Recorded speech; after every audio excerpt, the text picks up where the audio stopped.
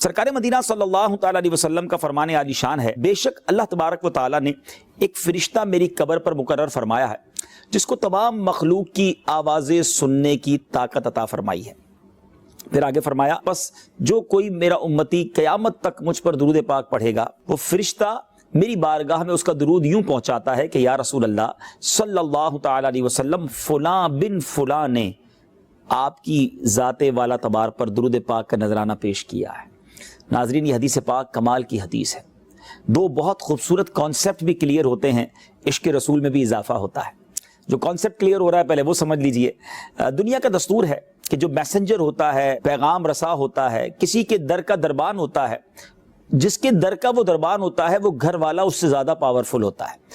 پیغام رساں کو باہر کھڑا کیا جاتا ہے، چوکیدار کو دروازے کے باہر کھڑا کیا جاتا ہے، اور جو مالک ہوتا ہے وہ گھر کے اندر ہوتا ہے اور اس سے زیادہ پاورفل ہوتا ہے۔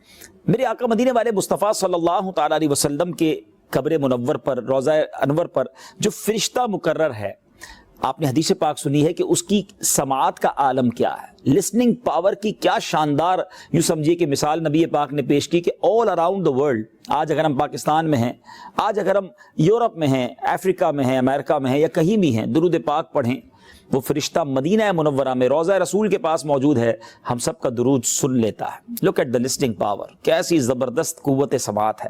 اچھا، صرف سنتا نہیں ہے، سننے کے ساتھ ساتھ وہ یہ ریکگنائز بھی کر لیتا ہے، وہ یہ پہچان بھی لیتا ہے کہ درود پڑھنے والا کون ہے۔ سبحان اللہ۔ اور صرف یہ نہیں پہچانتا درود پڑھنے والا کون ہے، اس کے والد کا نام بھی پہچان لیتا ہے۔ ناظرین، بڑا سمپل سا کوسچن ہے، نبی پاک صلی اللہ تعالیٰ علیہ وسلم کے روضہ انور پر موجود فرشتے کی لسننگ پاور کا عالم یہ ہے، قوت سماعت کا عالم یہ ہے، اس فرشتے کی ریکگنائز کا، پہچان کا علم یہ ہے کہ ہر درود پاک پڑھنے والے کو نام سے، اس کے والد کے نام سے پہچان لیتا ہے۔ دربان کا عالم یہ ہے تو مصطفیٰ کریم علیہ الصلوۃ والسلام کا عالم کیا ہوگا، میرے آقا علیہ الصلوۃ والسلام کی سماعت کا اور علم کا عالم کیا ہوگا۔ عاشقان رسول جھوم جھوم کر جبھی تو پڑھتے ہیں نا، دور و نزدیک کے سننے والے وہ کان لعلے کرامت پہ لاکھوں سلام۔ اور پھر دوسری بات، اس حدیث پاک سے جو بہت عشق والی، مزید ذوق بڑھانے والی بات سیکھنے کو ملتی ہے۔ دنیا کا دستور ہے ناظرین، آپ جس سے محبت کریں، جس سے پیار کریں، جس کی ریسپیکٹ کریں، اگر کوئی آ کر آپ کو بتائے کہ آپ کا تذکرہ ان کے پاس ہو رہا تھا، فار ایگزامپل آپ کی فیوریٹ پرسنالٹی ہو، اور آپ کو کوئی کہے کہ آپ کو معلوم ہے کہ وہاں ان کے پاس آپ کی بات ہو رہی تھی، آپ خوشی سے جھوم اٹھتے ہیں اور آپ کہتے ہیں واقعی، دوبارہ بتاؤ، میں جس سے اتنی محبت کرتا ہوں، اتنی رسپیکٹ کرتا ہوں۔ آج کل فین فالوورز کہا جاتا ہے، اگر آپ کسی کو فالو کرتے ہیں اور کوئی کہے آپ کا نام وہاں لیا گیا تھا تو آپ کو بڑی خوشی ہوگی۔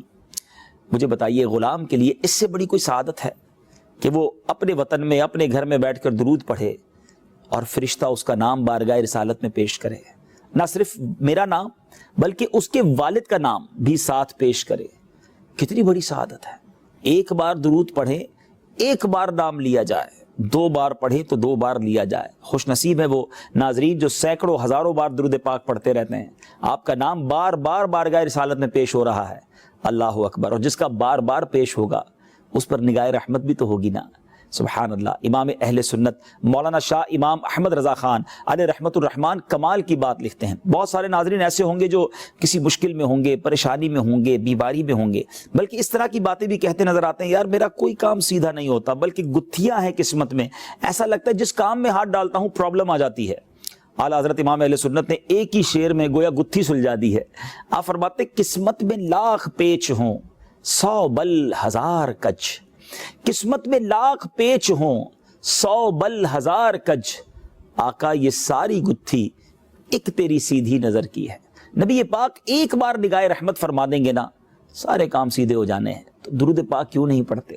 ایک اور شاعر کمال کی بات لکھتے ہیں کہ دکھوں نے تم کو جو گھیرا ہو تو درود پڑھو، جو حاضری کی تمنا ہو تو درود پڑھو۔ اگر دکھ میں ہیں، پریشانیوں میں ہیں، پلیز ٹرائی ٹو انڈرسٹینڈ، یہ وہ وظیفہ ہے جو چابی ہے سہولتوں کی، آسانیوں کی، برکتوں کی اور رحمتوں کی۔